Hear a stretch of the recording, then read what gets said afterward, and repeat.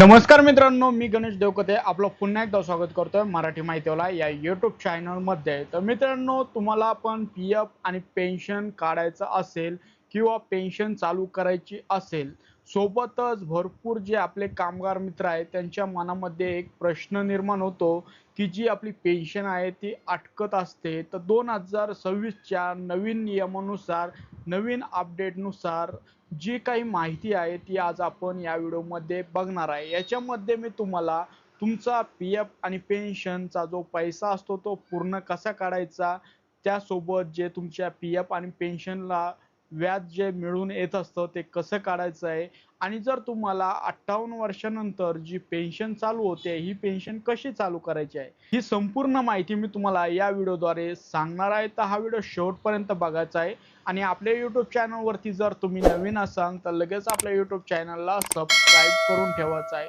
तर मित्रांनो, चला व्हिडिओला सुरुवात करूया। तर मित्रांनो, इथे बघू शकता तुम्ही जो पी-एफ पेन्शनची नवीन अपडेट आलेला आहे। आता किती वर्षांनी जी पेन्शन आहे ती तुम्हाला मिळत असते आणि पेन्शन कशी काढायची आणि पेन्शन आणि पी-एफ जर तुम्हाला दोन्ही काढायचं असेल तर त्याच्यासाठी कोणता फॉर्म भरावा लागतो। आता इथे बघू शकता पी-एफ जी पेन्शन असते ही म्हणजे काय। आता तुम्ही कुठे ना कुठे काम करतात, त्याच्यानंतर तुमची सेवानिवृत्ती होत असते, त्यानुसार तुम्हाला एकूण 10 वर्षाचा जो प्रवास आहे व ही जी 10 वर्षाची सेवा आहे ही पूर्ण करावी लागते।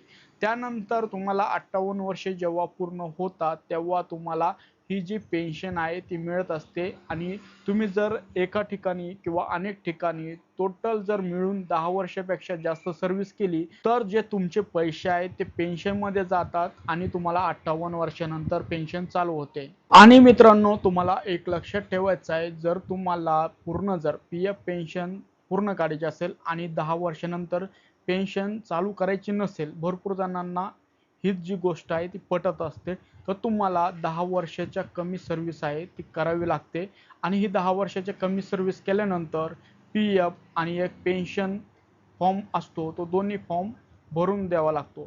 आता पी-एफसाठी तुम्हाला 19 नंबरचा आणि पेन्शनसाठी तुम्हाला 10C नंबरचा हा फॉर्म भरावा लागतो। आता जर तुम्हाला हा फॉर्म कसा भरायचा आहे यावरती व्हिडिओ पाहिजे असेल तर कमेंट करा। ज्यांच्या जास्त कमेंट येतील तर आपण त्या रिलेटेड व त्याच्यावरती जो व्हिडिओ आहे तो घेऊन येणार आहे। आता याचा जो कालावधी आहे 15 ते 20 दिवसाचा लागतो। पूर्ण जो पैसा आहे तुमच्या बँक खात्यामध्ये जमा होत असतो। आता पेन्शनचे फायदे काय असतात, आता 10 वर्ष सर्व्हिस जर पूर्ण केली तर याचे फायदे काय राहतात। आयुष्यभर दर महिन्याला तुम्हाला पेन्शन आहे ती मिळत असते। महागाई भत्ता म्हणजे डिअरनेस अलाउन्स जर वाढले तर तो वेळोवेळी वाढत असतो, तो पण तुम्हाला मिळत असतो। पत्नी पतीला कुटुंबाला ही पेन्शन मिळत असते। ई-पी-एफ-ओ कडून ही सुरक्षा जे आहे ती दिली जात असते। आता पेन्शन किती मिळते, पेन्शनची रक्कम ही तुमच्या पगारावर डिपेंड असते। त्याच्यासाठी तुम्ही तुमच्या HR यांच्याशी संपर्क करून त्यांना ही माहिती विचारू शकता व जास्तीचे काही जर अपडेट पाहिजे असेल किंवा माहिती जर पाहिजे असेल तर आपल्या इंस्टाग्राम पेजवरती तुम्ही मला डायरेक्ट मेसेज पण करू शकता। तुमचा जो रिप्लाय आहे तो मी नक्की देणार आहे। आता तुम्हाला सर्वात महत्त्वाचं म्हणजे जर लक्षात ठेवायचं आहे, जर तुम्हाला 10 वर्षाच्या आधी पी-एफ पेन्शन पाहिजे असेल तर तुम्हाला 10C आणि 19 हे दोन फॉर्म भरून घ्यायचे। तुमचा जो पैसा आहे पूर्ण निघणार आहे आणि जर पेन्शन जर चालू करायची असेल तर तुम्हाला 10 वर्ष सर्व्हिस कंप्लीट करा। त्याच्यानंतर जो फॉर्म असतो पी-एफचा, पी-एफ पूर्ण निघत असतो आणि जो फॉर्म असतो पेन्शन चालू करण्याचा तो वेगळा भरावा लागत असतो।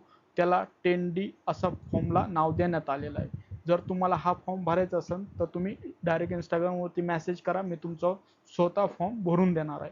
तर मित्रांनो, 2026 नुसार जी अपडेट होती तर ही काय अपडेट तुम्हाला मी आज तुमच्या समोर घेऊन आलेला आहे।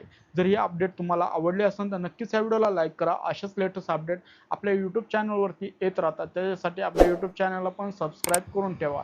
हा व्हिडिओ बघितल्याबद्दल आपल्या सर्वांचे मनपूर्वक धन्यवाद आणि हा व्हिडिओ जास्तीत जास्त तुमच्या कामगार मित्रांमध्ये शेअर करा।